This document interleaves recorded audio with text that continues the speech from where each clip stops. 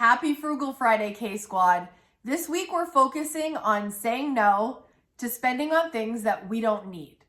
Temptations everywhere, right? From the television to social media to your friend getting those really cute shoes and you utter the common phrase, "Oh my God, where'd you get those?" Here are 5 frugal habits to help you cut spending on things you don't need. Number 1, override the happy hit. Let me explain. When you make a purchase, we get this rush of excitement, right? For those of us that love shopping, maybe the whole process is appealing to you. Maybe it's going into the stores and looking around, putting an outfit together. Maybe for some of you, it's the thrill of the click, the online shopping, putting it in your cart, imagining it on its way to you, the feeling when it arrives, the feeling of opening the box, and then the enjoyment of the thing that you purchased. Now, this isn't always a bad thing. We need to buy stuff, right? We need to buy stuff.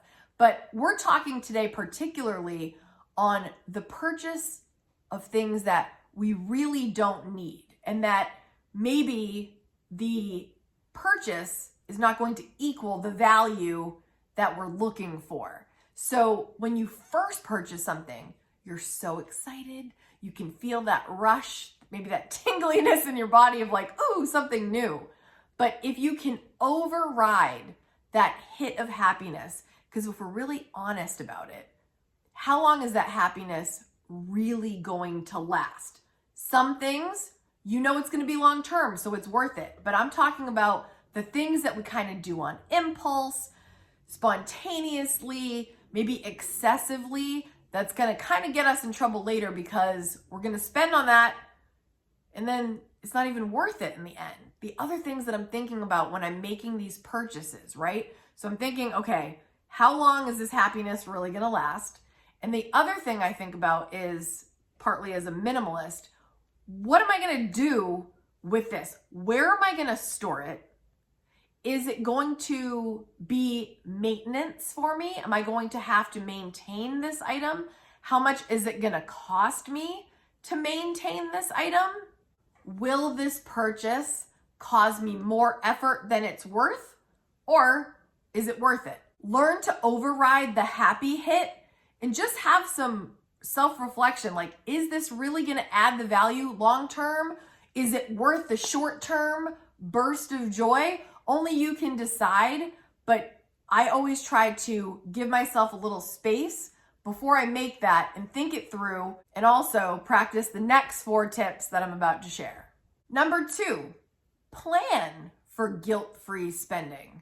In my budget every single month, I have 4 budget categories. And in my lifestyle category, which I consider the icing on the cake of life, the icing in my life, the things that I actually just want to spend on, they're not needs. I build that into my budget and I have this line item.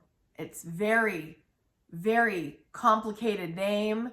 It's called Kate.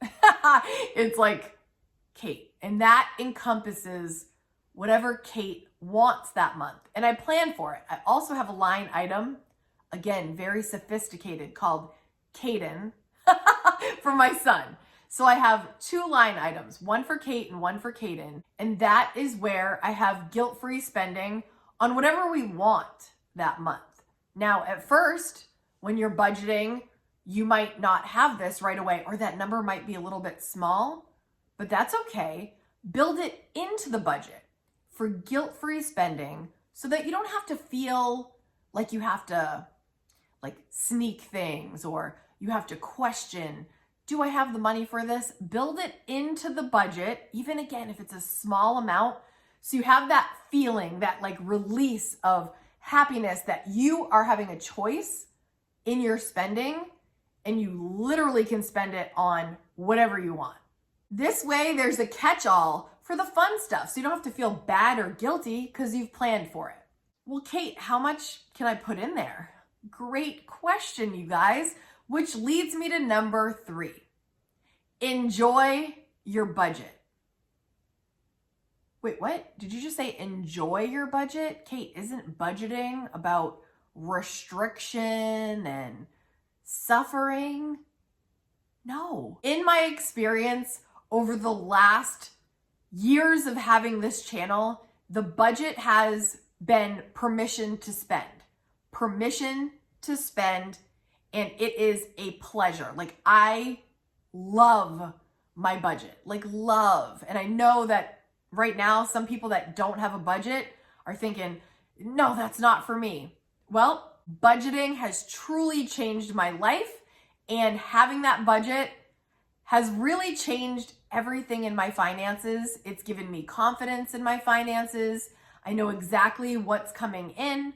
I know exactly what's going out, and I'm choosing where to spend the money. Of course, with my 4 budgets, we have the household budget, which is all the necessities. If you're new to my channel, guys, first of all, welcome. But if you're really familiar with this, this might be redundant, but I have to bring it up every single chance I can because it's the secret sauce, and it's not a secret. It's a budget. And the lifestyle, I said, is the icing on the cake. The savings is looking for your future self. And then the giving category is everything that you give. And it has really simplified the way that I look at money. And I want that for you. I want these habits to be so ingrained that it's natural, it's not stressful, and it really will help you cut spending on things you don't need, because when you have a budget, first of all, you know exactly what it costs to have what you need. If you don't have a budget, how do you really know? You can guesstimate, but where's that getting you right now? You know what I mean? Depends on where you're at when you're listening to this. A lot of the people that I know that have a successful financial life have a budget, or it started at least with a budget. A lot of people continue on because there's a freedom that comes with knowing your numbers. And I want that comfort for you. I want that knowledge that you are okay because you know what's coming in, you know what's going out, and you start to have control over that when you write it down. You have to have a written budget. I do it every single month, and I thoroughly enjoy it, and I want that for you too. Number 4, say no to struggling more. We're all gonna struggle to some degree with our money at different times, right?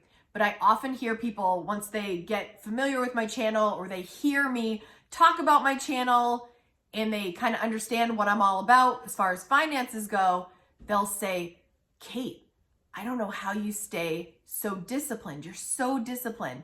I don't know how you do it. I don't know how you make that budget every month and stick with it. I could never do that.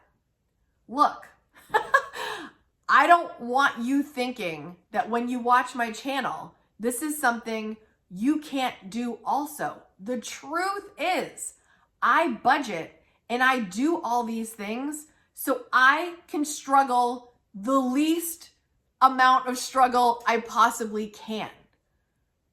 If I know that overspending on things I don't need causes me to not sleep at night, it causes me stress, I start to feel anxiety, and I can control that. I can control that. I know some people have impulse spending problems, but when you break it down, if you can choose to overspend in an area that you don't need, or you can choose peace, you can choose to sleep at night, you can choose not to be overspending and be overindulgent where it's not really going to matter and it's just a matter of changing up my habits, I'm going to do that because I don't want to suffer more than I have to. I don't want to struggle more than I have to. Times are hard right now and we have to make some hard choices.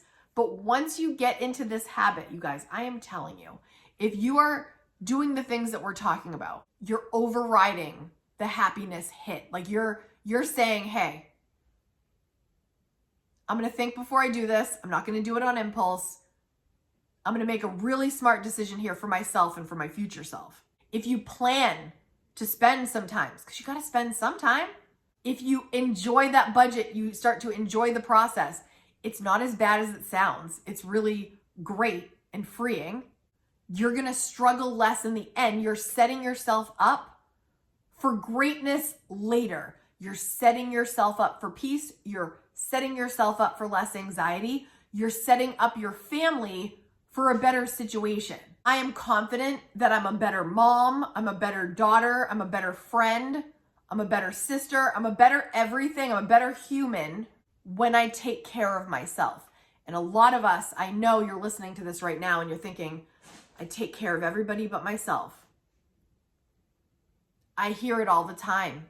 And it's hard sometimes to put yourself first. And this is not really even about putting yourself per se. It is putting yourself first, but it's also putting your family first. And it's putting your whole future into a better situation by getting this under control now. There's nothing worse than that feeling of desperation. I want to be here to encourage you to not get into that place. Right now, some of us are digging ourselves out of holes. We've got debt. We're like, trying to shovel our way through, get out of this debt.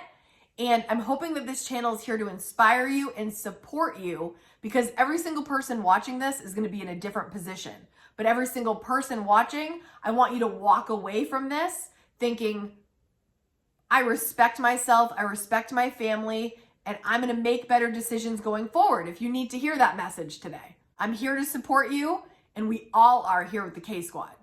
Number 5, all this talk, right? What do we hear? Talk is cheap, all talk, no action. Number 5 is an action step, and that is try a no extras week. This is a mini version of what we do as a channel in January, which is called No Spend January.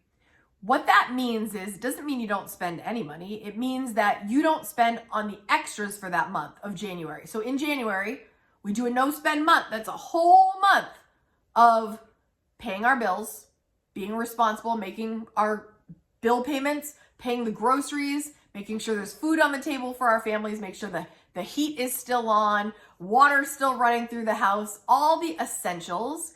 But for that month, we let go of all the extras and we do a reboot for the new year. And it's such a positive experience for the most part for many of us, because we have that fresh start of the year. But you don't have to do this for 30, 31 days to feel an impact immediately. So this week, if you want to join me, let's do a no extras week to practice. See how it feels to not get the extras for 7 days. Take the pressure off yourself. Take the stress off yourself for 7 days and just think, especially if you're a person right now that you have a goal coming down the pipe, you have some debt you need to pay off, you want to save up for the holidays, just for 7 days, just get your groceries, pay your bills, but don't go shopping. Don't go online looking for extra things. Don't go wandering around the mall or wherever your spending place is. Just for 7 days, say, no thanks. No extras, not this week. Now it's your turn. If you would be so kind, please take a second, go into the comments and leave us what's one of your frugal habits that you utilize so that you can cut spending on things that you don't need. If you enjoyed this video, hit the thumbs up and click on this video next to help you quit overspending for good. Thank you so much for watching. I will see you next week, K-Squad. Bye.